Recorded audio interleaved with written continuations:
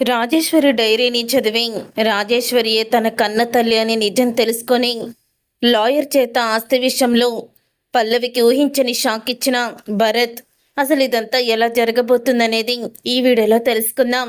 పార్వతి పల్లవిని ఇంటికి తీసుకువెళ్దామని వచ్చాను. నువ్వు ఇక్కడ ఉండకూడదమ్మా. మీ అమ్మగారి కార్యక్రమం అయిపోయింది కదా. నెల రోజుల పాటు మీ అమ్మ దగ్గర దీపం పెట్టడానికి మీ నాన్న భరత్ ప్రణతి ఇక్కడే ఉంటారు.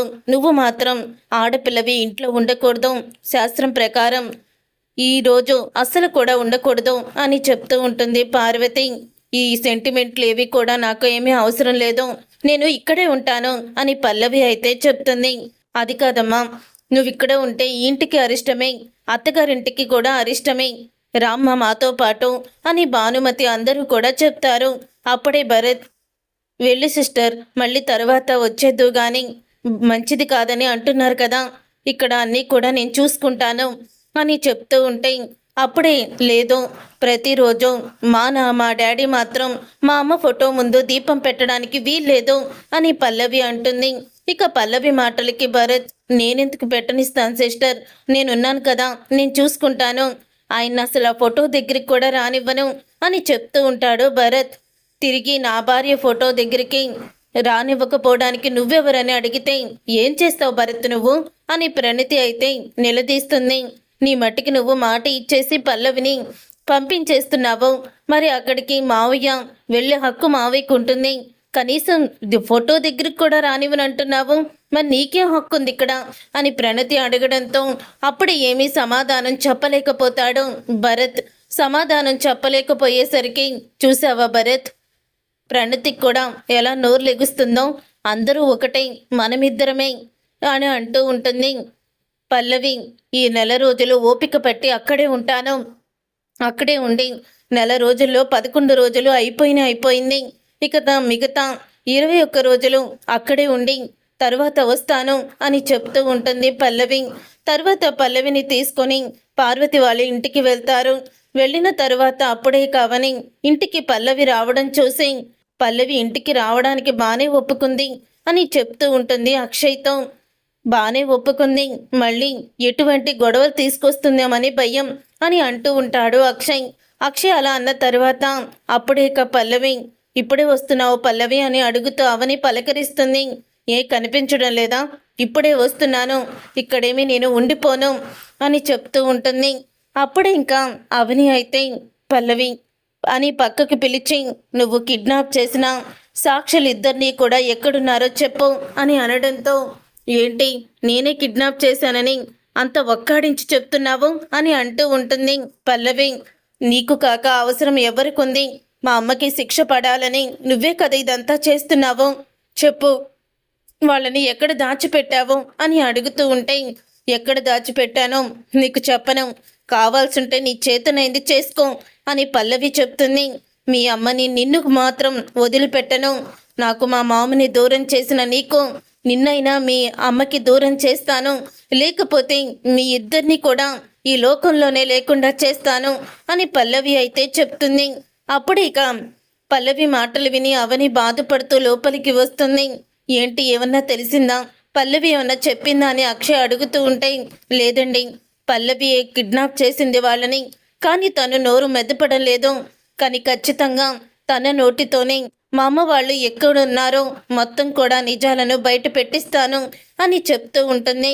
అప్పుడే కావని పల్లవి నోటితోనే వాళ్ళు ఎక్కడున్నారో తెలుసుకుంటావా, ఎలా తెలుసుకుంటావో అని అనగానే, మీ ఫ్రెండ్ భరత్కి ఫోన్ చెయ్యండి, పల్లవి ఫోన్ నెంబర్తో తను ఎవరికైతే ఫోన్ చేస్తుందో ఆ ఫోన్ లొకేషన్ ఎక్కడుందో తెలుసుకోమని చెప్పండి.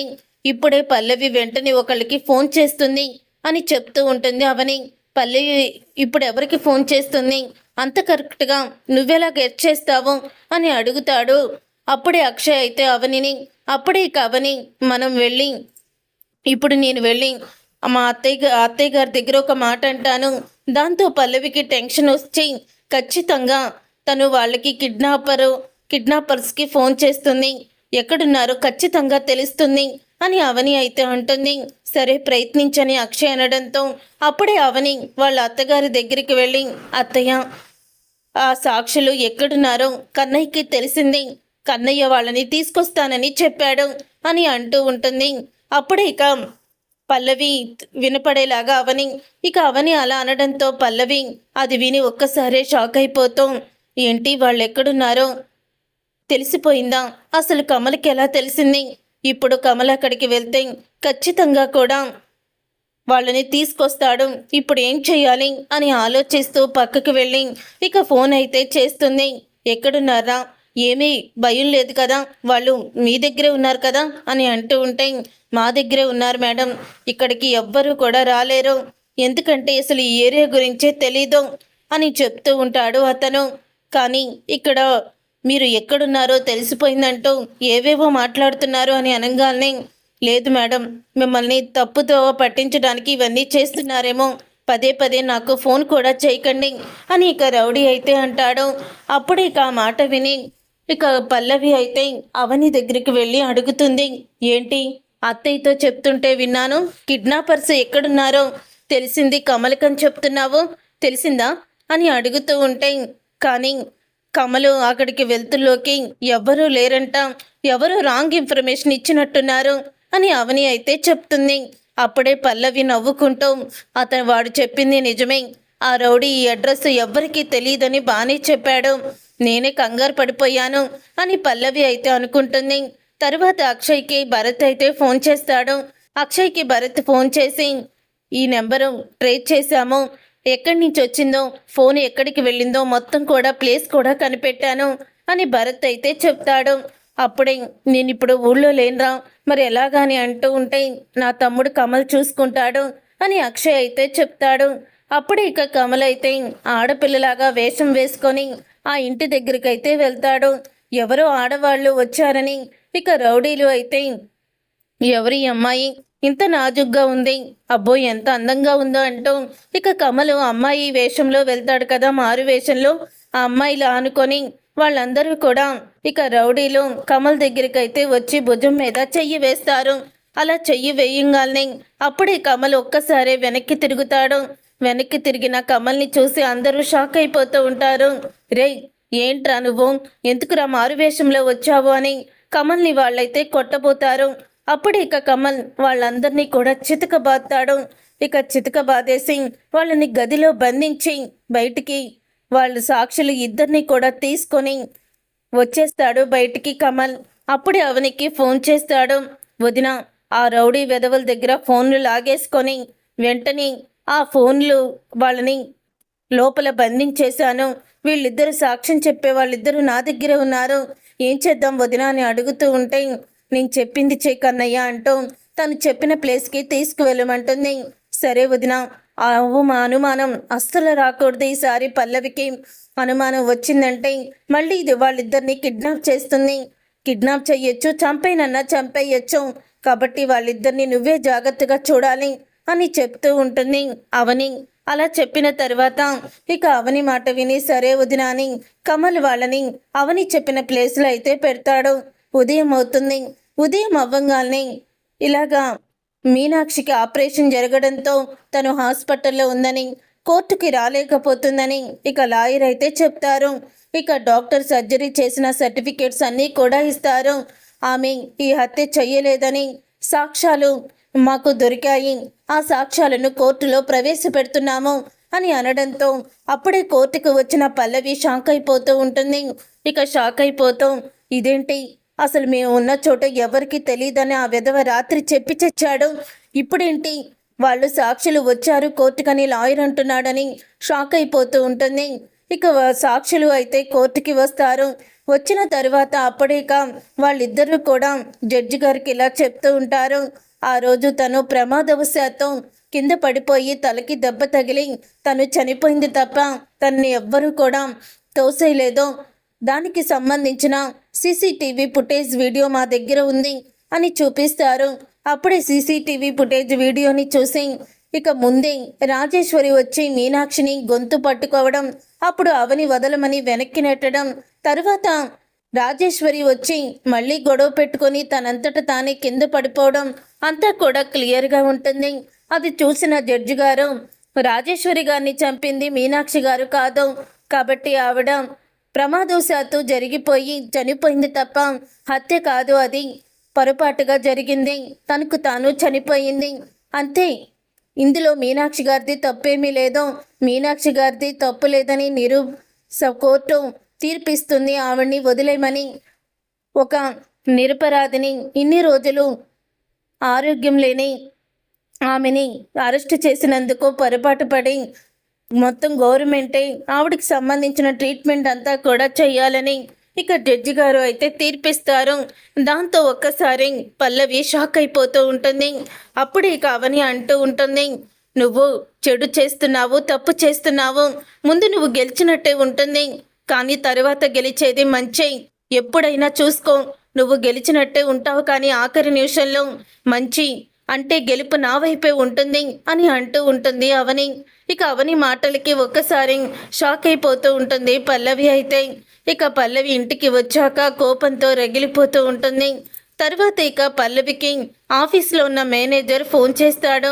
మేడం, చాలా పెండింగ్ ఉండిపోయినాయి మేడం ప్రాజెక్టులు, మీరన్న ఆఫీస్కి రండి అని ఫోన్ చేయడంతో అప్పుడే నేను ఇప్పుడు వచ్చే పరిస్థితిలో లేను, నా బదులు భరత్ని పంపిస్తాను అని పల్లవి అయితే చెప్తుంది.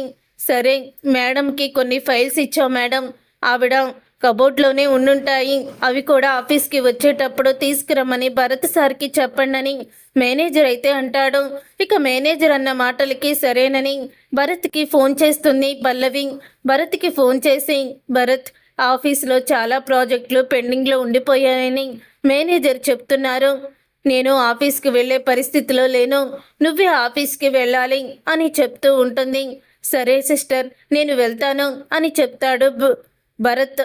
చెప్పిన తర్వాత, ఏం లేదు, మా అమ్మ గదిలో ఇంకా కొన్ని ఫైల్స్ అయితే ఉంటాయి, అవి కూడా తీసుకువెళ్ళు అని చెప్పడంతో సరే సిస్టర్ అని భరత్ అయితే అంటాడు. తర్వాత భరత్ రాజేశ్వరి గదిలోకి అయితే వెళ్తాడు. రాజేశ్వరి గదిలోకి వెళ్ళిన తర్వాత భరత్ ఫోటో, పెద్ద ఫోటో అయితే రాజేశ్వరి గదిలో ఉంటుంది. ఆ ఫోటోని చూసి అప్పుడు ఇక ఒక్కసారి ఎమోషనల్ అవుతాడు భరత్. కన్న కొడుకుని కాకపోయినా కన్న కొడుకులాగా నా ఫోటోని ఇలా తన బెడ్రూమ్లో పెట్టుకున్నారు రాజేశ్వరి అమ్మ, ఆవిడే ఉండుంటే ఎంత బాగుండేదో అని అనుకుంటూ ఇక ఫైల్స్ అయితే వెతుకుతూ ఉంటాడు. అలా ఫైల్స్ వెతుకుతూ ఉండగా రాజేశ్వరి డైరీ అయితే బయటపడుతుంది. రాజేశ్వరి డైరీ బయటపడడంతో ఇది రాజేశ్వరి అమ్మ డైరీలా ఉంది అని అనుకుంటూ ఉంటాడు. దాన్ని ఓపెన్ చేసి చూడాలనుకుంటాడు, కానీ ఒకరి డైరీని చదవడం మాత్రం చాలా పెద్ద తప్పు, నేను ఇక ఆ తప్పు చెయ్యను అని అనుకుంటూ ఉండగా అప్పుడు ఇక డైరీ పొరపాటున చేయి జారి కింద పడిపోతుంది. భరత్ నా కొడుకు అంటూ ఒక పేజీలో రాసుకున్న ఆ పేర్లు అయితే కనపడతాయి, అక్షరాలు కనిపించడంతో అప్పుడే ఇక భరత్ అయితే ఓపెన్ చేసి చూస్తాడు. అలా ఓపెన్ చేసి చూడంగానే, ఇన్ని రోజులు నా కన్న కూతురు పల్లవియే నా కడుపున పుట్టిందని అనుకున్నాను, తని నా కన్న కూతురని అనుకున్నాను, కానీ ఈరోజు భరత్ నా కన్న కొడుకని తెలిసింది. మీనాక్షి కొడుకుగా ఉన్న భరత్ నా పేగు పంచుకొని పుట్టినవాడు, నా కడుపున పుట్టినవాడు. ఆ రోజు వాడికి ఏదో గుండె జబ్బు ఉందని, ఎప్పుడు చనిపోతాడో తెలియదని డాక్టర్లు చెప్పడంతో నా భర్త భరత్ని తీసుకువెళ్ళి మీనాక్షి ఒడిలో, మీనాక్షికి పుట్టిన పల్లవిని తీసుకువచ్చి నా ఒడిలో పడుకోబెట్టాడు. ఇన్ని రోజు పల్లవియే నా కన్న కూతురు అనుకున్నాను, కానీ భరత్ నా కన్న కొడుకని తెలిసాక ఇంకా నేను వాడికి దూరంగా ఉండలేకపోయాను. భరత్ని నాకు ఇచ్చేమని అవనిని అడిగాను. భరత్ని ఇచ్చేస్తే మా అమ్మ బ్రతకలేదు, మా అమ్మకి భరత్ అంటే ప్రాణమని, ఇవ్వనని అవని ఖచ్చితంగా చెప్పేసింది. ఆ తర్వాత భరత్ని ఎలాగైనా నా దగ్గరికి తీసుకొచ్చుకోవాలని, నా మాటే వినేలా చెయ్యాలని భరత్కి డబ్బు ఆశ చూపించాను. జాబుతో ఎక్కువ జాబు శాలరీ ఇచ్చి తనని నా వైపుకి తిప్పుకున్నాను. తన మీద ఈగ వాలకుండా ఎవ్వరు ఏమీ అనకుండా చూసుకున్నాను. అసలు భరత్ నా కొడుకేనని నేను అందరి ముందు కూడా గర్వంగా చెప్పవచ్చు. కానీ పల్లవితోనే భయం. పల్లవి క్రిమినల్ బ్రెయిన్, తనది ఆస్తి కోసం, డబ్బుల కోసం ఎంతకైనా తెగిస్తుంది. అందుకని ఇన్ని రోజులు నేనే తన కన్నకు తల్లినని అనుకుంది. ఇప్పుడు నా ఆస్తి మొత్తం తనదే అని అనుకుంటుంది. ఇప్పుడు ఆస్తిలో అవనియే భాగం తీసుకుంటున్నట్టే తట్టుకోలేకపోయింది. ఇప్పుడు భరత్ కూడా జాయిన్ అయ్యాడని తెలిస్తే తను తట్టుకోలేదు. అందుకని నేను ఎవ్వరికీ కూడా ఈ విషయం బయటికి రాకూడదని అవని బెదిరిస్తుంటే అవని మాట విన్నాను. కానీ పల్లవికి తెలిస్తే భరత్ని ఖచ్చితంగా చంపేస్తుంది. నా ఏకైక వారసుడు, ఈ ఆస్తి మొత్తానికి కూడా అసలు వారసుడు భరతే. భరతే ఈ ఆస్తి మొత్తానికి అధికారి అంటూ చెప్తుంది. దాంట్లో డైరీలో అయితే చాలా క్లియర్గా రాసుకుంటుంది రాజేశ్వరి. ఆ డైరీని చదివి ఒక్కసారే భరత్ అయితే షాక్ అయిపోతూ ఉంటాడు. ఇక భరత్ షాక్ అయిపోతూ అంటే మా అమ్మ మీనాక్షి కాదు, రాజేశ్వరి అమ్మ. అందుకని నన్ను తను అంతలా చూసుకుంది. ఎందుకమ్మా నన్ను ఒంటరి వాణ్ణి చేసి వెళ్ళిపోయావు? నన్ను ఎంత బాగా చూసుకున్నావమ్మా అంటూ భరత్ కూడా ఎమోషనల్ అవుతాడు. అప్పుడు ఇక భరత్కి ఆస్తి మీద ఆశ కలుగుతుంది. ఇంత ఆస్తిని మా అమ్మ నాకు సొంతం చేస్తానంది. దీంట్లో పల్లవికి ఒక్క పైసా కూడా ఇవ్వకూడదు అని అనుకుంటూ నిర్ణయం తీసుకుంటాడు భరత్. ఆ రోజు నుంచి ఇక భరత్ అయితే ఆఫీస్కి వెళ్తాడు. ప్రాజెక్ట్స్ అన్నీ కూడా ఫినిష్ చేస్తాడు. అలాగా ఉద్యోగ కంపెనీలో అంతా కూడా లాభాలు తీసుకొస్తూ ఉంటాడు. అప్పుడే ఇక పల్లవికి మేనేజర్ ఫోన్ చేసి అడుగుతూ ఉంటాడు, మీరెప్పుడు వస్తున్నారు మేడం ఆఫీస్కి అని అడుగుతూ ఉంటే, భరత్ వస్తున్నాడు కదా అని అంటుంది పల్లవి. భరత్ వస్తున్నాడు, కానీ భరత్ సార్ మొత్తం అజమాయిషి తీసుకుంటున్నారు. మరి కూతురుగా మేడం తర్వాత మీకే కదా ఎక్కువ హక్కు ఉండేది. మరి తనేంటి ఏదో సొంత కొడుకులాగా హక్కు చూపిస్తున్నాడు. వచ్చే రాబడి మొత్తం తన అకౌంట్కి ట్రాన్స్ఫర్ చేసుకుంటున్నాడు అని చెప్తూ ఉంటాడు మేనేజర్. ఆ మాట విని ఇక పల్లవి అయితే షాక్ అయిపోతూ ఉంటుంది. ఇక పల్లవి షాక్ అయిపోతూ ఇక భరత్ని ఇంట్లో కలవాలని ఇంటికైతే వెళ్తుంది. అప్పుడే భరత్ పల్లవిని చూసి బాగున్నావు సిస్టర్ అని అడుగుతూ ఉంటే, ఏంటి భరత్, ఏంటి నువ్వు చేసే పని? నిన్ను మా మమ్మీ స్థానంలో ఉండి మొత్తం చూసుకోమన్నాను, కానీ ఇక్కడ లాభాలు అన్నీ కూడా నీ అకౌంట్లోకి ఎందుకు ట్రాన్స్ఫర్ చేసుకుంటున్నావు అని అడుగుతూ ఉంటుంది పల్లవి. నా ఆస్తి, ఇది నా ఇష్టం, నేను ఏదైనా చేసుకుంటాను, అడగడానికి నువ్వెవరు సిస్టర్ అని అంటూ ఉంటాడు భరత్. ఇక ఆ మాట విని ఒక్కసారే షాక్ అయిపోతూ ఉంటుంది పల్లవి. ఏంటి ఇదంతా నీ ఆస్తా? నీ ఆస్తి నీ ఇష్టమా? నాకెందుకా? ఏం మాట్లాడుతున్నావు నువ్వు? ఈ ఆస్తికి నేనే వారసురాల్ని, మా మమ్మీ ఆస్తి అంతా నాదే కదా అని చెప్తూ ఉంటుంది పల్లవి. అసలు మీ మమ్మీ రాజేశ్వరి అమ్మ కాదో, నిన్ను కన్న తల్లి ఎవరో తెలుసా నీకు? ఇన్ని రోజులు నేను కన్న తల్లి అనుకుంటున్న మీనాక్షి అమ్మే నీకు కన్న తల్లి అని నిజాన్ని బయట పెడతాడు. అది విని ఒక్కసారే షాక్ అయిపోతూ ఉంటుంది పల్లవి. ఇక షాక్ అయిపోతూ, ఏం మాట్లాడుతున్నావు నువ్వు? ఏంటి ఆస్తి కోసం కొత్త నాటకం మొదలు పెట్టావా అని అడుగుతూ ఉంటే, కొత్త నాటకం కాదు, జరిగిన వాస్తవమే ఇది అని భరత్ అంటాడు. నేను నమ్మను, నువ్వు ఆస్తి కోసం ఇలా చేస్తున్నావు, నీ బుద్ధి పోనిచ్చుకోలేదు అని చెప్తూ ఉంటుంది పల్లవి. నా బుద్ధి తిన్నగానే ఉంది, నీ బుద్ధే వంకరగా ఏడుస్తుంది చూసుకో అని భరత్ అనడంతో, ఏంటి నువ్వు అని అనంగాల్ని ఇంకా నమ్మడం లేదా? ఇదిగో ఈ డైరీ ఎవరిది అని అడుగుతూ ఉంటాడు. ఈ డైరీ మా మామ్ది. సరే, రాజేశ్వరి అమ్మ రాసిన ఆ డైరీని ఓపెన్ చేసి చూడు అని అనంగానే అప్పుడు ఇక ఆ మాట విని ఒక్కసారి షాక్ అయిపోతూ ఉంటుంది పల్లవి. అప్పుడే వెంటనే డైరీ తీసుకుంటుంది. ఆ డైరీలో, నేను చూడు అక్కడ ఒక పెన్ పెట్టాను, అక్కడి నుంచి చదువు, నీకు పూర్తిగా క్లారిటీ వస్తుంది అని చెప్తాడు భరత్. అప్పుడు ఇక అక్కడి నుంచే చదువుతుంది. అలా చదివిన తర్వాత భరత్ తన కన్న కొడుకని, మీనాక్షి కూతురు పల్లవి అని డైరీలో మొత్తం కూడా మీనాక్షి రాసింది చదువుతుంది. రాజేశ్వరి రాసింది చదవడంతో అది చదివి ఒక్కసారే షాక్ అయిపోతాం.